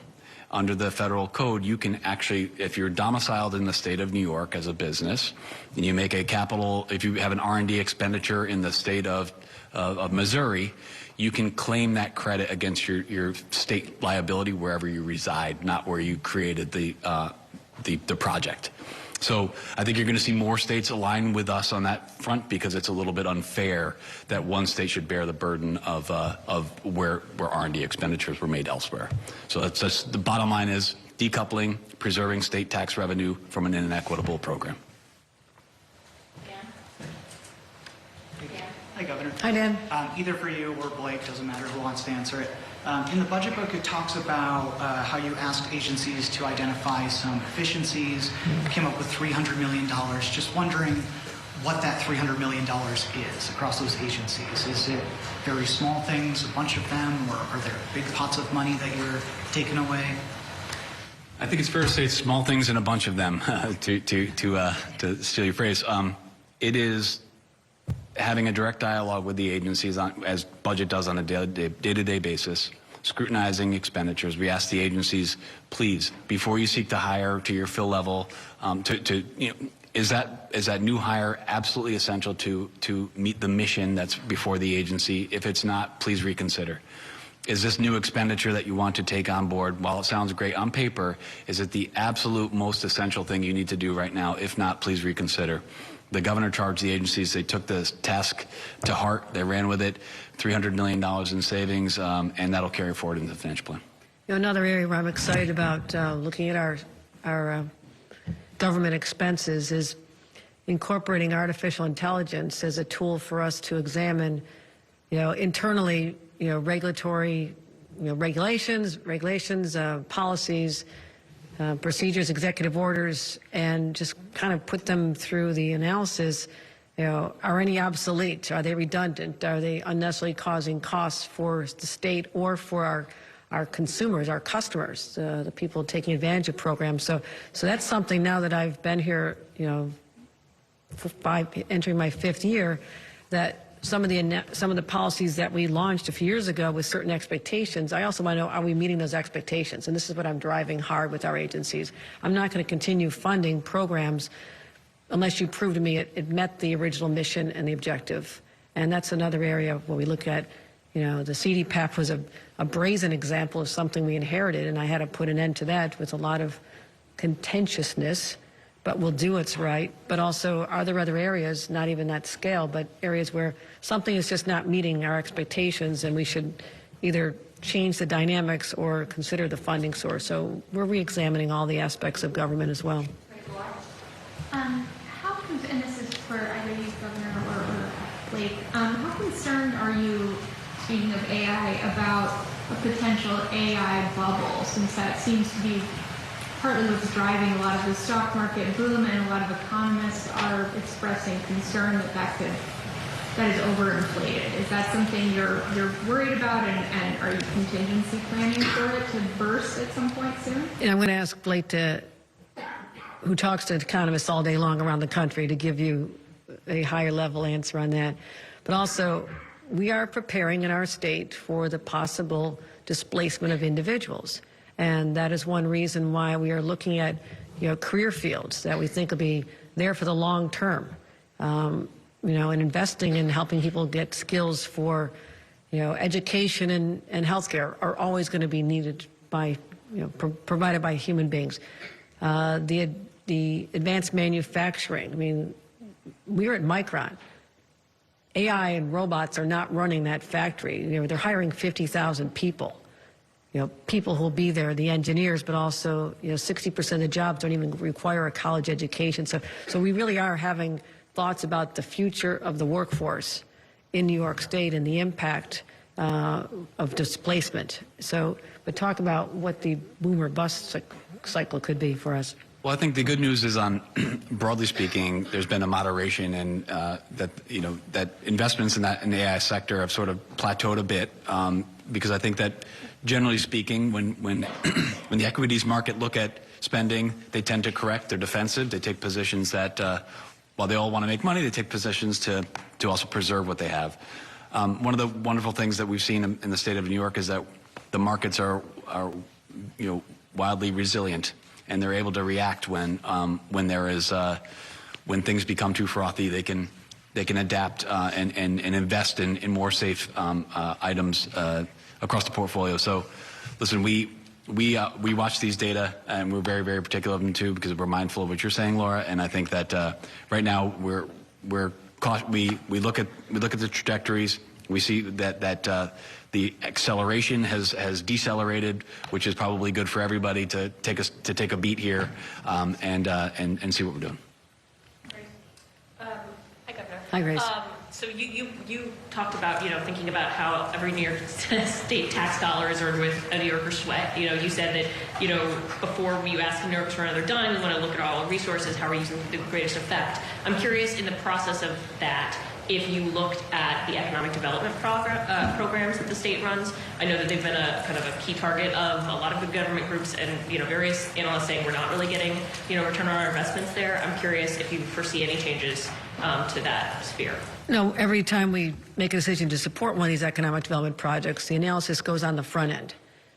We could ask for far more projects than are actually funded, that we're going to make sure that there is a return on our investment, particularly in jobs or property tax increase when a company comes there, sales tax increase, the ripple effect of bringing more employees to a region. You can look at a Micron as an example. Large dollars from the state, large dollars from the federal government. But that is something that would be shovels in the ground in Texas if we had not stepped up. And I could not give up on a $100 billion investment for our $5-6 billion, where we also had many conditions. And this is what I'm using economic development dollars to drive social policies that I believe in, that our state, our values adhere to. That's why they've invested in clean and renewable energy to power the plant. That's why that one of the conditions was that they had to build a child care center on site. We told them that. We told them that you have to recruit out of the neighborhoods in Syracuse, the high-need neighborhoods where young people perhaps have never had exposure to these kind of jobs. We're doing that now. We require $500 million combined state and Micron to invest in high-need areas around them, literally changing our curriculum on how we're teaching STEM programs and focusing on coding and other areas where it would be beneficial to Micron, change the curriculum in 9 counties with public schools in that area. So I like the opportunity when someone's coming to me and wants support for a big project. It's not an automatic yes.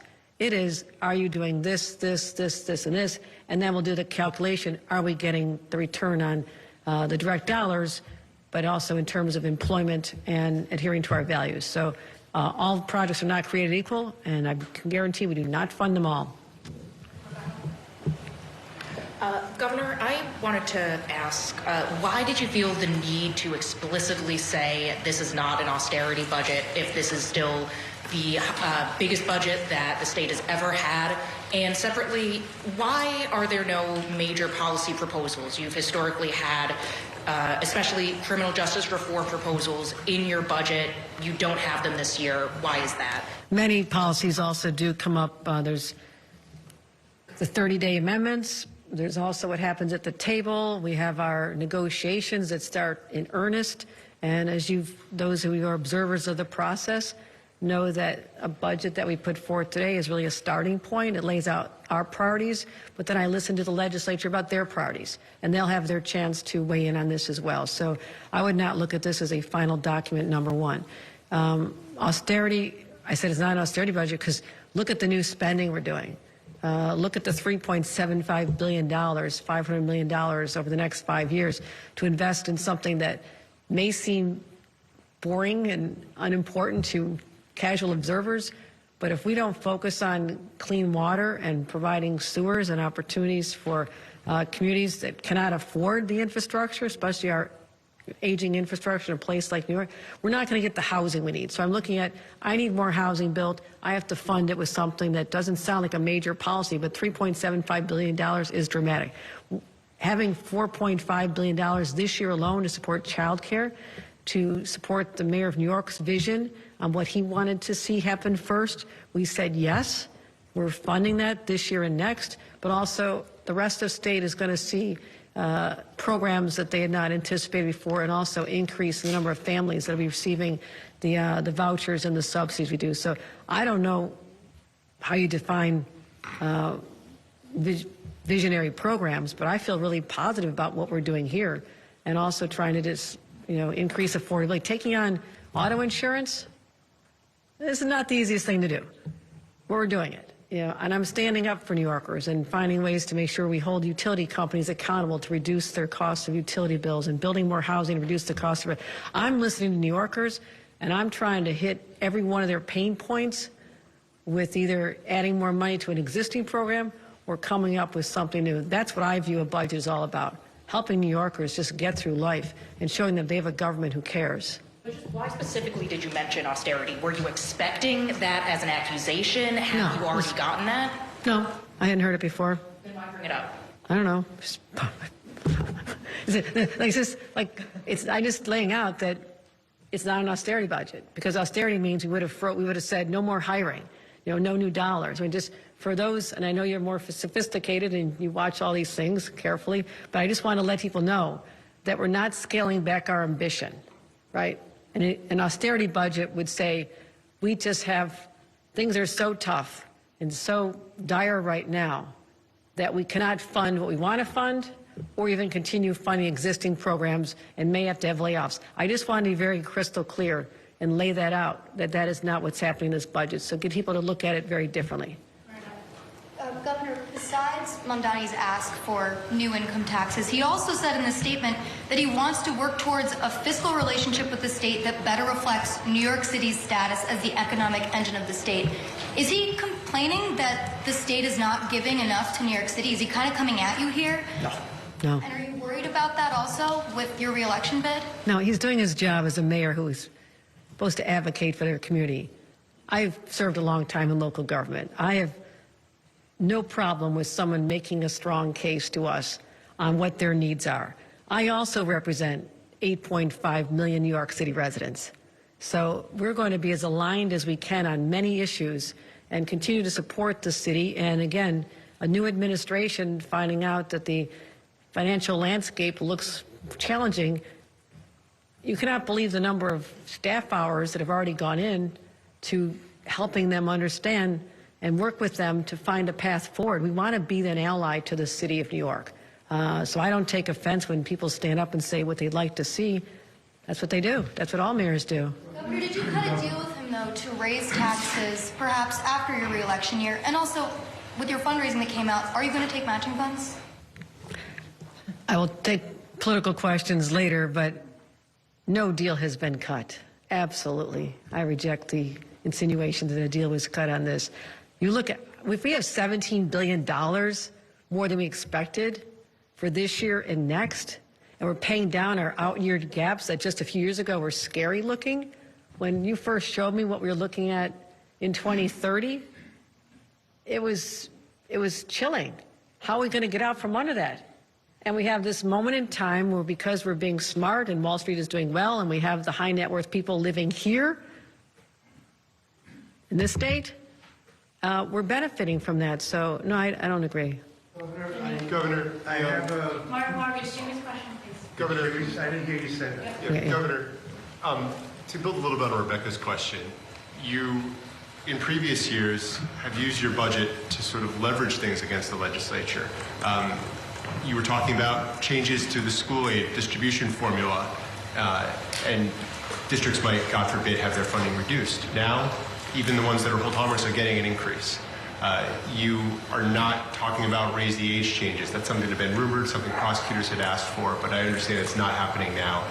I'm wondering, why is that? It seems like this is a simpler and an easier budget. It is also 2026, an election year, and so I'm wondering if you could talk about why you've kind of tailored things the way you have this year. Did you hear me say I'm taking on the high cost of car insurance? That is not going to be an easy lift. I'm just giving you an example that I have not backed away. What else do you see are the big fights here? And also, given this approach, do you think you're going to get done by the deadline with something that hasn't happened recently? I can give you my story about why I respect the deadline. I always strive to hit the deadline. But think about the reality when it is January 20th. We're presenting our budget. The legislature, because they have far more points of entry into the conversation with their hearings and meetings and conferences, we don't get their version of the budget till 2 weeks before it's due. So I don't know how anybody ever thinks it can be done on time. I don't understand the premise behind that. And I've talked to the leaders about maybe we could start talking earlier about some things that are not controversial or that doesn't deal with it. So we're going to try and change that because March 31st sounds great to me to get done on time. But also, Jimmy, if you're talking about our All right, you've been watching the governor taking questions from reporters after unveiling her state budget, and Errol and Ayanna join me on set. First, some quick reaction to this. Errol, a lot of the reporters pushing her on why we aren't seeing more policy proposals, specifically asking her about raise the age. What should our viewers understand about those interactions that we just listened to? Yeah, what viewers should understand is that while this is a budget address, it's not just a dollars and cents conversation. The budget is where traditionally, and Governor Hochul has been part of this all along, they put in a lot of policy changes, a lot of changes to the criminal justice system, a lot of changes to really fundamental ways of life here in New York that don't necessarily have anything to do with, strictly speaking, what we can fit into a $260 billion budget. But because the budget must pass, these things get wedged in. And so it becomes a much broader discussion about things like whether or not cell phones should be banned from schools and things like that. She has not loaded much of that into this conversation, and that's really what the reporters were getting at. Yeah, and particularly during an election year. Ayanna, what stood out to you from some of that Q&A? Yeah, well, although Governor Hochul hasn't put a lot of policy proposals into this budget, she also didn't rule out that those policies may come up during the next few weeks throughout negotiations. Some of the questions that stood out to me were questions about Mayor Mamdani and his strong-worded statement. And Governor Hochul explained she's not looking to raise taxes right now on some of the highest income New Yorkers because the state found wound up with $17 billion more than initially expected. And Governor Hochul is saying, I'm not going to simply raise taxes on wealthy New Yorkers for a theoretical reason. But if we needed the money, perhaps I would consider it, but we don't need the money. So Governor Hochul was very clear on that. And she was also asked about Bruce Blakeman, her potential opponent. It appears the two of them will ultimately face off in November.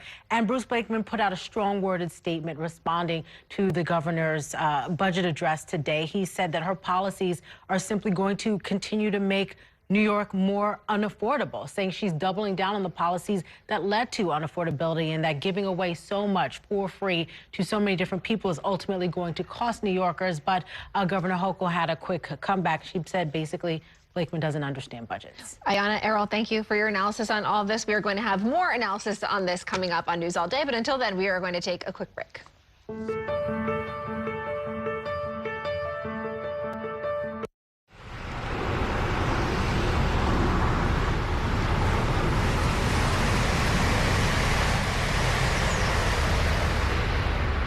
From my time growing up in Queens watching New York 1 to my time reporting here, I've seen how quickly a story can change. At News All Day, we bring you the news as it's happening, from around the boroughs to local government to your neighborhood.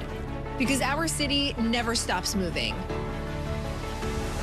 Hi, I'm Shannon Ferry with the day's developing stories. But first, stay up to date and informed with News All Day, weekdays from noon to 4.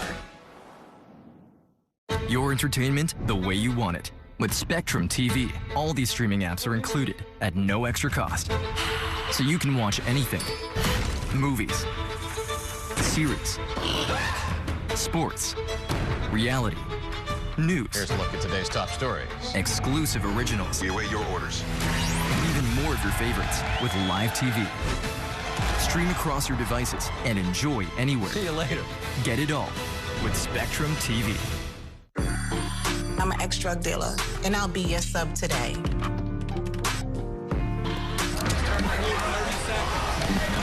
2 milligrams of fentanyl can be lethal. A lethal dose is in here. who gets it, I won't know.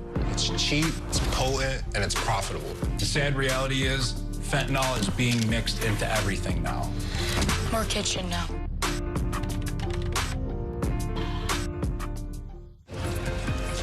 My time at New York One has shown me that in the city that never sleeps, the news never stops. So as the day winds down, turn to the rush hour. Good afternoon, I'm Monica Burke. To catch up on the stories that matter across the 5 boroughs, with in-depth interviews from the city's newsmakers, plus the latest forecast. Catching you up with today, preparing you for tomorrow. Right here on the Rush Hour. Weekdays from 4 to 7 p.m.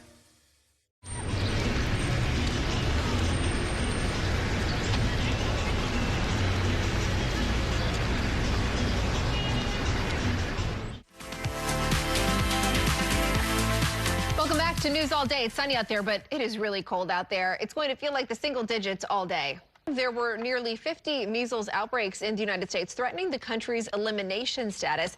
National Health reporter Aaron Bose joins me now for more on what this means. Again, this time last year, we were talking about the big outbreak in West Texas. Where do things stand now, Aaron? Right now, there's actually an outbreak in South Carolina, and experts say it's all due to a drop in vaccination uptake. Already, Canada has lost its elimination status. The Pan American Health Organization says the United States measles elimination status is now under review because of repeated outbreaks starting on January 20th last year. This map from the CDC shows where cases have already been reported this year: North Carolina, Virginia, Georgia, Utah, Ohio, Arizona. The latest outbreak, as I mentioned, in South Carolina, where there are 145 cases.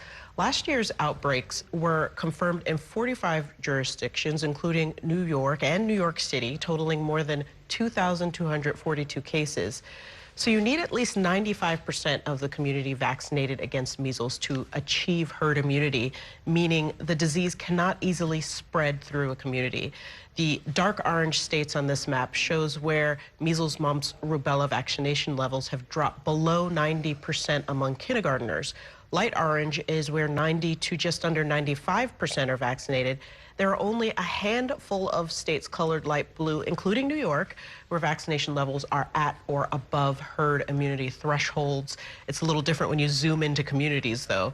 Now, I spoke with Dr. Phil Huang, Public Health Director for Dallas County in Texas. He says losing elimination status would be very disappointing, especially for public health workers who are on the front lines. From this preventable illness. I mean, people forget that before the measles vaccine, was available, I mean, there were almost 500,000 cases and 450 deaths each year. And the vaccine has been so effective and safe, we've eliminated those deaths. And when we, get under that threshold for herd immunity and protecting everyone, we will have more illness, more hospitalizations, and even deaths, tragically. So experts say with the increasingly global world we live in, where measles is endemic, meaning freely transmitting across in many countries, it's easy to see how the virus can spread like wildfire in a community with low vaccination uptake. It just takes one person who traveled.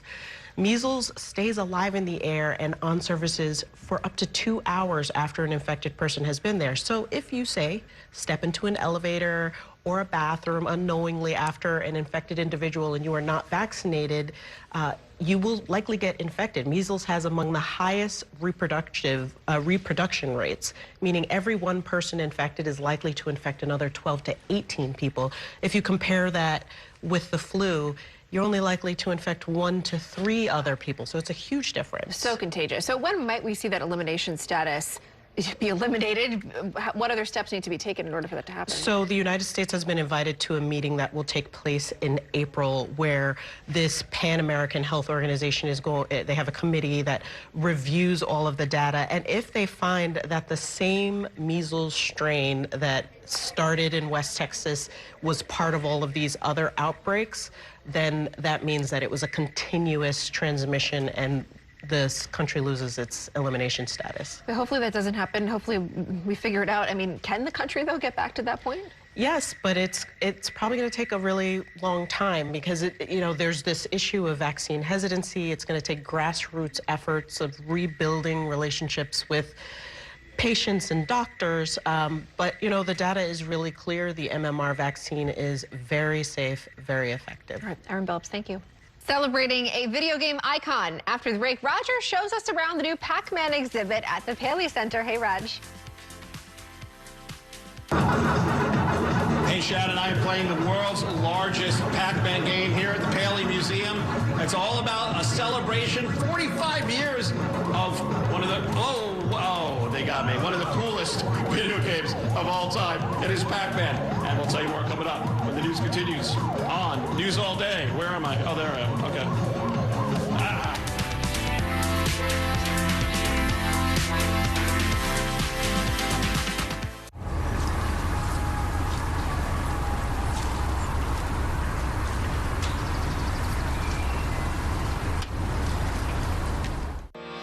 At Spectrum Noticias, we recognize that our New York City community is vibrant and diverse. Spectrum Noticias delivers balanced coverage of the stories that matter in our communities and across the country. Our journalists are based in the neighborhoods we cover, ensuring you get in-depth reporting on what's happening in the places we call home. So join us at Spectrum Noticias. We're always on, always there for you. Now available on your TV. Check your local listings. Also available on the Spectrum News app.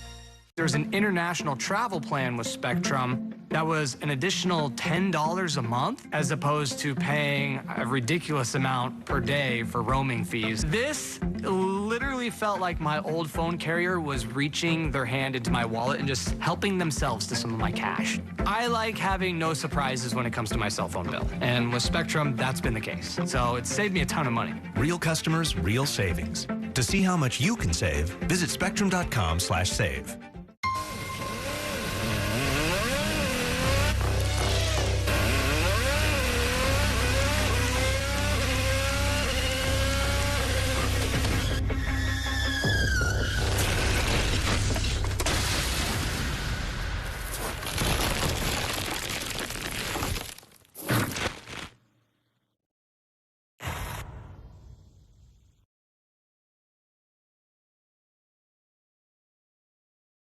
After 30 years of forecasting for New York, I've learned it takes a dedicated team to cover all the weather our city has to offer. As chief meteorologist at New York One, I'm honored to be able to help New Yorkers plan their day. Morning, noon, or night, our team is here to bring you accurate forecasts you can count on, from severe weather updates to our Weather on the Ones. Watch the New York One weather experts with your Weather on the Ones on your TV and on the go with the Spectrum News app.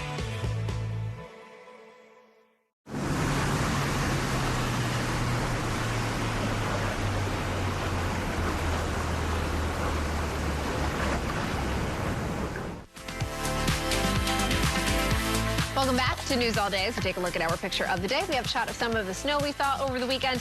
As always, if you have a photo you want to share, post it on social media. Use the hashtag NY1Pic, and you just might see it here on News All Day. And take a look at tonight's forecast. A lovely 13 degrees. Yeah, it's going to feel even colder than that, too. As if this isn't cold enough already. Skies will be clear tonight. Again, 13 will be your forecast low. And we typically hit our forecast low temperatures right before sunrise tomorrow morning. So that's when we'll really be in it. And wind chill values could go below 0. So dress for that. Get ready to bust out the layers. As far as this evening, near dinner time, you'll have temperatures in the 20s with feels like temperatures right there. You can see feeling like about 8 and then feeling like 7 degrees throughout a good chunk of the evening hours. And then we'll go sub-zero there as you get into tomorrow morning in terms of the wind chills. All right, here's your early snow forecast. Timing right now looks to be Sunday night into Monday night. So this could be a long-winded event.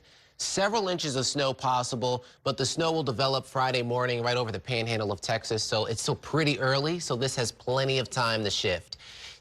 Keep it locked here as we continue to track things out. It's going to be a quiet week. Until then, you can see Sunday into Monday, so early next week is when the snow will hit. Otherwise, just kind of up and down, Shannon, with these temperatures. Okay, Guy, thanks. The Knicks' recent struggles continue. They were blown out by the Dallas Mavericks at the Garden.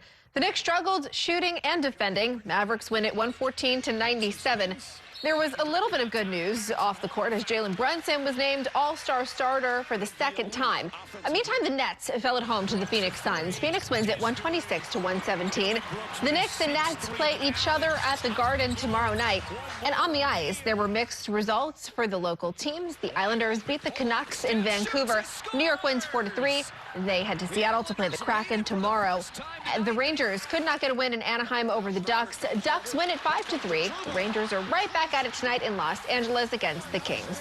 In college football, Indiana defeated Miami to win their first national championship. Fernando Mendoza gave Indiana a 10-point lead with a touchdown run early in the fourth quarter.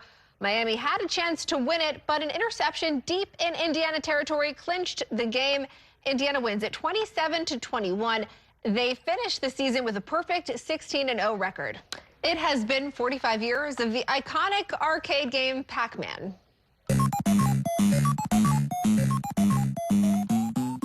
And the Paley Center in Midtown is celebrating that. It launched its exhibit this